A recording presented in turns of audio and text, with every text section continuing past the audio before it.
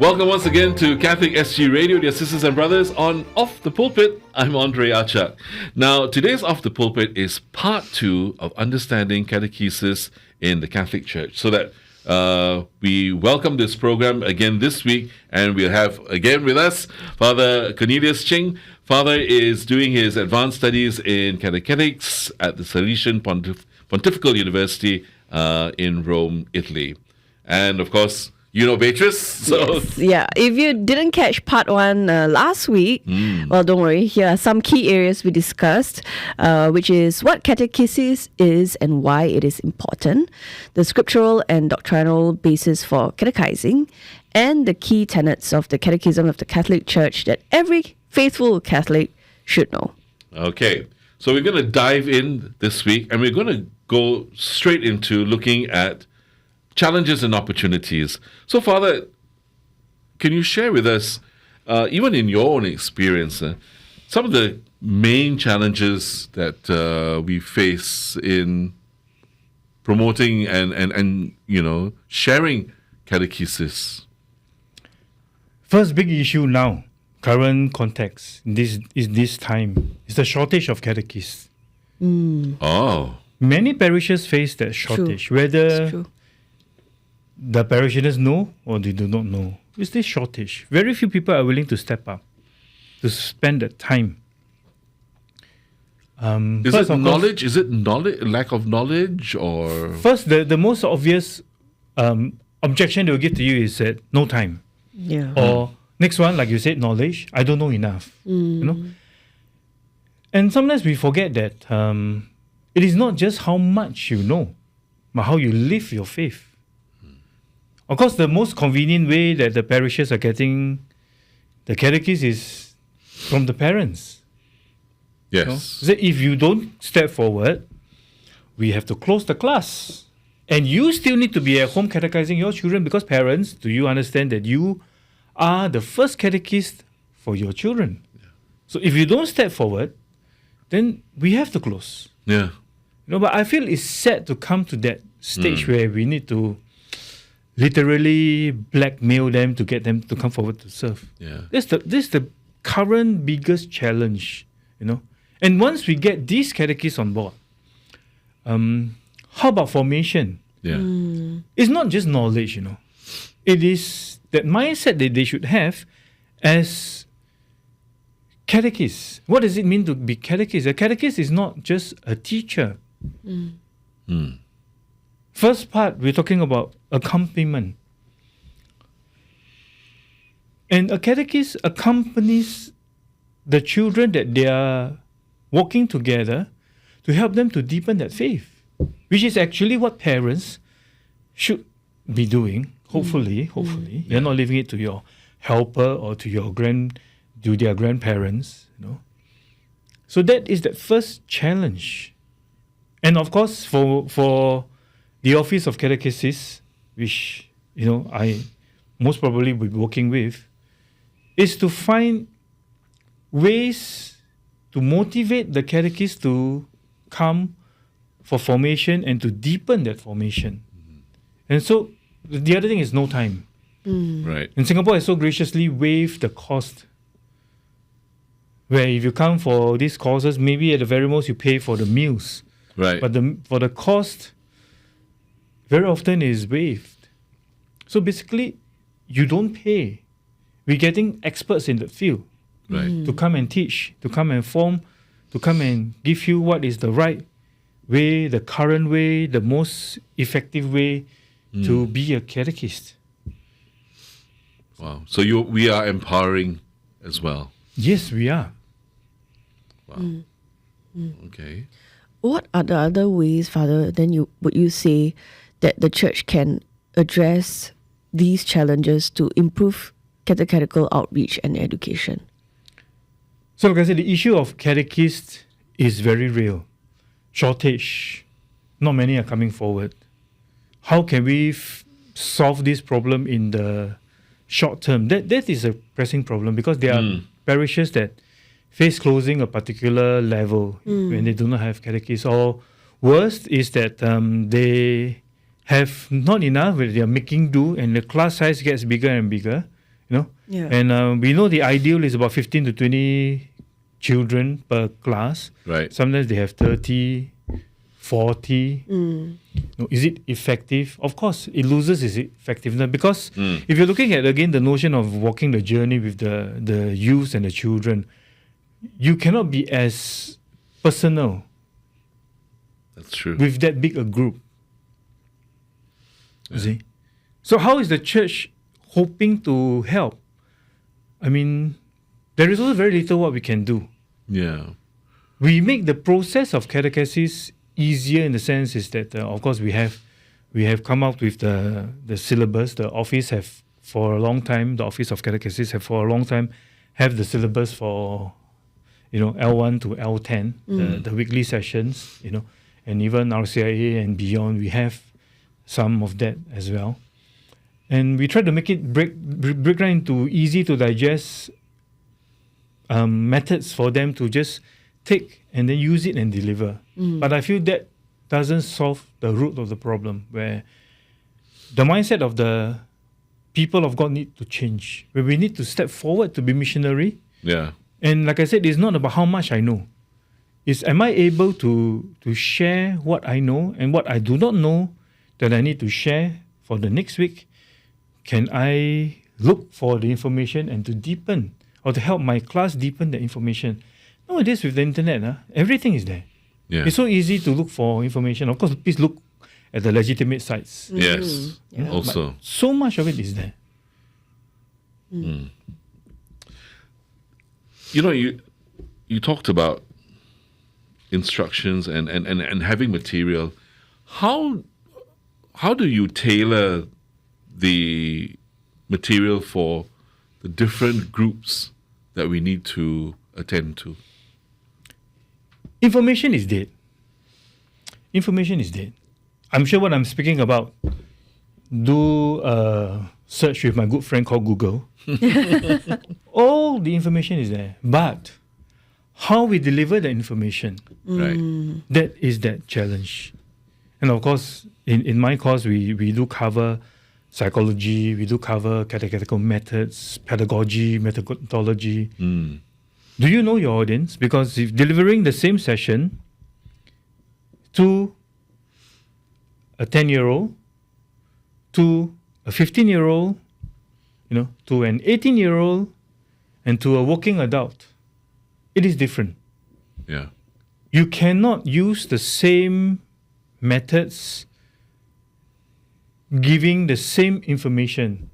You need to break it down into their level. Of course, sometimes we feel that it is easier to teach a young adult or somebody who is older because we can give them all the chim-chim stuff. May not be true. Right. Because to know the chim-chim stuff, you must have your background information. Correct. And if you do not have that, it's tough.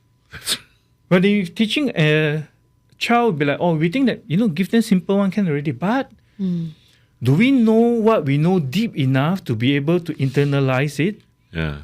and to teach that child? Communicate it, right? The hardest question that some catechists tell me they need to answer is this. Yes. Teacher, my pet rabbit has died. Do rabbits go to heaven?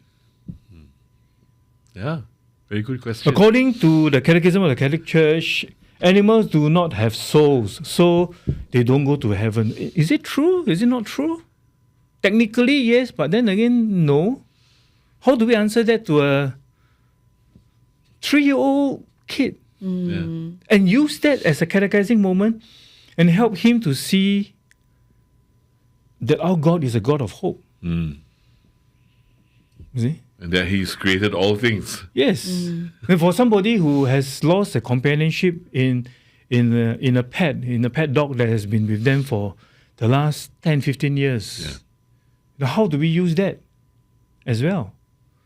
As a catechetical moment to help them to find hope in God. So knowing the audience, knowing how to reach to them. Of course, basic psychology is important, but then again, the relationship. If you have a relationship with them, it makes it easier for you to understand them and to be able to impart that sense of hope in God to them through catechesis. And so, Father, now that we've talked a little bit about the different age groups and also catechizing adults, right? Let's go to parents, the role of parents as first catechists. So how can parents and families be more involved in the catechetical journey of their children? It's very interesting when I was going through the DC, the Directive for Catechesis, the 2020 version. There are various parts addressing various issues, or not issues, maybe addressing various groups of people. Catechesis in the families, in schools, in the cultural context, urban context, First and foremost is that, do we recognize that catechesis is important in the family? Do we understand that parents are the first catechists? Correct. Do we understand that even grandparents, relatives, siblings have a role to play in catechesis in the home? Right. And sometimes it's not. Sometimes we think that catechesis is the formal passing on of information, but very often it's also the informal means and the indirect means. I've mentioned this in my homilies. You have so much trouble waking up your kid on a weekday to go to class. Saturdays, you have so much trouble waking up your kid again to go for remedial class and all that. Then, do your kid wants to go to school? No. If your kid is truly interested because of friends or whatever, they will get up on their own. That's true. And worse is that Sundays, again, you have trouble waking up your kids. And it doesn't help, It's like, can you get ready faster? No, we are late already. We go there. After that, so many cars in the car park. Then after that, the warden don't let us go in. Or they will give, weird faces when we are late. Then we walk in, then father is already there. Then the kid will be like, you don't want to go to church, then don't go lah. Sometimes it's these small little things that helps to catechize a kid in a good way or in a not so good way. Right. And if you are so reluctant to come to church, church is such a bother, then the kid will feel the same way. Correct. Yeah. Or for that matter, if you're on the way to church and then you're screaming and yelling at every driver that comes in front of your car. Yes. We forget that, Yeah. We forget that. Think about your attitude when you are going to church. Think about your attitude when you're going for a nice meal that you're looking forward to, that you have booked well in advance at this 3-star, 4-star, 5-star Michelin restaurant, And the best part is that somebody's paying for your meal. Okay. Think about the approach, the similarities and difference. Because if you're going to church, you're going for, it's not exactly a 5-star meal, but that is the God of the universe inviting you for a Paschal meal. Correct. See? Do we understand that? Then why is our approach different? And then sometimes we wonder why our kids are like that. And then we think that bringing them to church for 2 hours of catechism class, sessions for catechesis, it will change things. No, the 2 hours, what the catechist is trying to do, the mindset that the catechist is trying to put into the child, or the youth for the matter, gets undone in the next 2 hours that the child is at home. And sometimes parents don't realize that. We need to reinforce the positive things that they learn. And of course, the negative things, we need to look at ourselves. Are we reinforcing that? If we are, then we need to tone that down. And also help our children not to go into that direction. Because very often we place a lot of, we talk about catechesis for the children in the family. We place a lot of rules on them, but we don't follow. There is that, I promise you this, I promise you this. But when the time comes for the parents to fulfill the promise, will be like, the next time. So I always like to use this story, The child on the line, this is the gist of it, the child on the telephone says, Auntie, my mother asked me to tell you that she is not at home. When the mother is at home, say, don't, I don't talk to Auntie. What information are we teaching? What knowledge are we giving to the child? That is these unspoken moments. Correct. And we are putting the kid in that situation. And that is catechesis, and we don't realize. Because we are teaching tenets of the faith. We are teaching the morals in the Yeah. church. Wow. Yeah. Wow. That's why a lot of people don't want to be parents. Then again, another crisis. That's No parents, no kids, no kids, no priests. oh yeah, that's true. Ayo. And so if you're tuning in right now, you're listening to Off the Pulpit today with Father Cornelius, and he is studying catechetics at the Salesian Pontifical University. Yeah. So we've covered what the future of catechesis in the church is like, how the church tailors catechesis to engage various demographics and audiences. And so what will we be looking at next? Okay, so Father, from a personal perspective, right? Yep. What then is your vision of catechesis, and how do you think we can communicate it more effectively, so that the importance and role of catechesis as an entire instruction really is appreciated in the entire life of the church? Because I feel that we have segmentized or we have segmented and put catechesis as like one of those things that you have to do in the church. You know, when actually it touches every aspect of the faith. So how can we change mindsets along the way? From catechists to parents to even religious and priests, for that matter. Pope Francis is always talking about relationships. It came from the synodal church. Very often we think about relationships. When we look at the synod, with conversations and all that, but at the bottom line, at the bottom of it is relationships. Building relationships in the church is important. Cardinal Go talks about building community. Community is also about relationships. You cannot have a community without relationships. You know, building the relationships. The catechist needs to understand that it's not a class that they go in to teach and finish and then they go back home. There is a difference between a teacher and an educator. Right. If you are a teacher, then you go in, teach, deliver, finish, and then you pack your bags and you finish. Yeah. But if you are an educator, you get involved in the life of the child, you engage the parents, you want the child to grow. And even more, if you are a catechist or a person who is doing catechesis, the relationship with your mentees or the people that are put under your charge, the relationship is even more important to grow that journey. You know, are we able to take that time? Are we willing to take that time?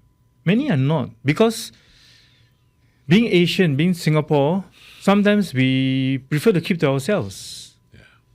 You know, recently, I think a few months ago, there was a documentary even on Channel News Asia about the singles who are in Japan. They are very happy to keep to themselves. Yeah. You know, and we are seeing more and more of that in Singapore, where they need their computer to play the games, and they have the social media, and they keep to themselves, and they are fine. They're happy with that. They're happy with that. They don't even think of getting attached. They don't think about any other thing, you know. And even if they go to work, they keep to themselves, do their work, and they come back home. And that's what we are very good at as Singaporeans, to get the work done and all that, but to build that relationship, Yeah. you know. And sometimes the people are very wary, because there is always, when people come together, there is always politics. You know, we get good relationships, sometimes we get not so good relationships. You know, again, with catechists and with the students, we have that issue. We have good students, we have not so good students. We have catechists who are more willing, we have catechists who are less willing. Yeah. You know, my ideal is that first is that change in mindset about catechesis. It's not just about the transmission of information. Of course, that is important. I'm not saying that is not important, but that should not be the main thing. Once I infect you with my love for God, and I show you that I'm willing to walk with you, for a non-Christian, they will be asking, who is your God? Why are you different? Why are you different? Right. If for a fellow Christian, a fellow Catholic, their question will be like, why do you see Jesus and why do I see Jesus, these two ways, so different? You know? Yeah. If you can trigger that, Wow. Then I said, then catechesis is effective, and then evangelization is effective, and then you understand that why this is called the mission of the church and the mission of every Christian. Yeah. But it's okay, Catholics are not Christians. So there's another misconception that we have sometimes. Okay, so to end it off, for our listeners, Yeah. right, and the simple people like us, I mean, what can we do different? Maybe what can we do to help change? I feel it's to change the mindset. If you're talking about catechesis, to change the mindset, if that is just transmission of information. Okay. Next is to be more welcoming. Oh. But to be welcoming as a Christian, we can be more welcoming as a person. But to be more welcoming as a Christian, we need to believe what we believe. And we need to really, really believe in what we believe. Did Jesus die for you? It's different. Or did Jesus die for us? It's a catechetical moment when we change the words of the creed. Change the words of the creed. Wow, this one jalat. Cannot. But it is not changing the words of the creed. It's getting it true to what it was originally. Previously, we have the I believe and the we believe. Correct. Remember? Yes. Now it's the I believe and I believe. It's the I believe and the I believe. The long and the short. But I cannot believe for you. I profess a communal belief, but I don't take a personal profession of my beliefs is useless. So I believe, do I believe that Jesus loved me? It is very different when I say Jesus loves me. Yeah. And I say Jesus loves us. So as individuals, is this your belief, your conviction? If this is, then are you looking forward to share the good news? Is the good news worth sharing? Or no lah, paiseh lah. Jesus is the good news. Yes. And if you are willing to share the good news, the informal ways, of course, it will come out. Maybe it's also to think about the formal ways. Are you willing to step up to be somebody who is willing to walk the journey with our children and our youth? Correct. Not knowing enough is not an excuse. The Office of Catechesis has got all the courses that you need. All the information courses. I hope it's not just information, but it gives you enough for you to be confident to walk the journey and to know where to look for the information that you need when you get asked those questions. And I feel catechesis is the process, is the journey. And sometimes when we look at it, we feel that when we look at somebody and we help the person to grow, it's fulfilling. It is. I'm not saying it is not. It is. Yeah. But when I walk the journey with the person and I see the person grow, and at the end of the day, I see that I grow as well. Precisely. That is even more fulfilling. And this is coming from me, a priest, because sometimes we think that the priest got so much to teach the lay people. But it is in my journey with the lay people that we grow together. They bring me to a situation, to a point of enlightenment, to a point of discovery that I would not discover if I were to be on my own. It is a catechetical moment for them. It is a catechetical moment for me. Correct. And we grow together. And we sanctify each other Yes. in that sense. And there is that growth that is actually so much deeper than just a simple friendship. I hope not just a simple friendship with your priest lah. Yeah, yes, of course. Father, thank you so much. Thank I you, think Father. it makes so much sense. And really, this, I think at the end of the day, it's investment of time. And not just time, but it's investing in understanding, investing in learning, but investing in that relationship and that journeying together. It's an investment all the way through. I mean, and we all know that investments don't just bear fruit like that, right? it'll take time. Well, dear sisters and brothers, you and I have work to do. Father, thank you so much for coming back and taking the time to be with us and to share with us. Father Cornelius Ching is studying right now catechetics at the Salesian Pontifical University. Pray for him. He's got another few months more to go. He can't wait to come home. And so keep him in your prayers, dear sisters and brothers. And for all of us, actually, we talked about catechetical moments every time we are at church, or we don't have to be at church, even with our kids. Yes. In the car, even. Yeah. Yeah, it's a catechetical moment. Yeah, and it will be a catechetical moment as well if you can share this That's right. with someone. So don't forget, Off the Pulpit goes out every Tuesday morning at 8:30 a.m. Live stream will be out tonight at 7 p.m. and you can share the YouTube link. This will be out from 7 p.m. onwards on our Archdiocese YouTube channel. And with that, we thank you so much for being with us. Take care, God bless, and love you all. Bye. Bye. Bye.